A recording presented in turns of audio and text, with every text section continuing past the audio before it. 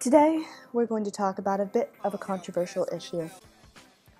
Hydraulic fracturing is defined as a process in which fractures in rocks below the Earth's surface are opened and widened by injecting chemicals and liquids at high pressure to extract natural gas or oil. These chemicals and liquids include many carcinogens and known pollutants. The EPA conducted a study to look into just how many chemicals are used during this process and could only list 29. But those 29 chemicals were listed by their names, whereas there is over 100 different chemicals used in which are considered confidential and are not listed for the public. Well, it took up until 2015 for the myth of water contamination to be proved true. In a draft that lasted almost 1,000 pages, the EPA determined that whether it be from spills, equipment malfunction, or the chemicals used during the process, fracking does indeed affect drinking water. The impacts, although, cannot be specifically calculated. With this in mind, we would like to bring your attention to a little town called Ithaca, which resides in the heart of Michigan. The town's source of water is its underground reservoirs, which could easily become polluted due to a fracking facility nearby. This is a risk that I certainly don't want to take, and I'm sure you don't either. We have already had an issue with contamination of the water where public schools weren't allowed to use water because of elevated levels of lead, just like Flint. We don't only run the risk of contaminating our drinking water, we're using massive amounts of water. Each fracturing job on its own uses up to 8 million gallons of water.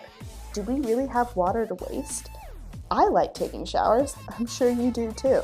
Now, there are some positives. Hundreds and hundreds of jobs can be created whenever you introduce fracking into a little town like ours.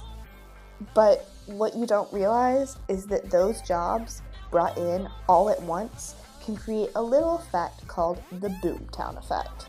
This is where you start with your little house, and then more people move in, and more people move in, and then all of a sudden, there's a massive city. This brings a flood of mainly men to fit the job. It results in higher crime rates such as sexual assault, theft, and drunk driving. When single men stereotypically get off the job and raid the bar, alcohol becomes a problem. Sadly enough, these forms of crime are already getting slightly higher in Ithaca. There are already 27 registered sex offenders in Ithaca. That's one offender for every 106 people. I don't really feel safe. Do you? Do you really want more? Now let's go back and talk about those pollutants. So carcinogens are something that cause cancer.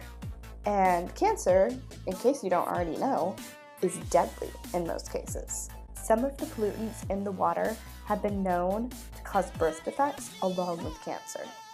These are things that I certainly don't want in my home. Additionally, these pollutants can get on crops that are growing nearby and affect our animals in the home. It can affect pets, children, everything.